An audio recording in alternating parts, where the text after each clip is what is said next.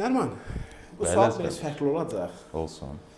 İnsanların dini var, üç səməvi din saya bilərik və s. və s. Müxtəlif inancları var, bu inanclara din deyirlər. Dövlətin dini nədir? Çox gözəl sualdır. Bəzən deyirlər ki, İslam dövləti, Xristian dövləti, Yahudi dövləti. Açığı deyim, mən bunların heç birini qəbul eləmirəm. Niyə? Dövlətin bir dini olmalıdır. O dinin də adı dövlətçilik dinidir.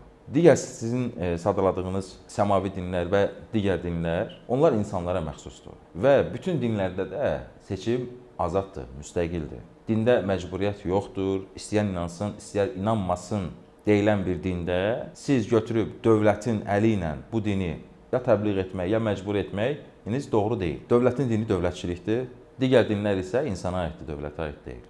Dövlətin dini məhkəmədir, seçkidir və büdcədir. Büdcəyə də biz nə deyirik? Xalqın müqəddəs cibi.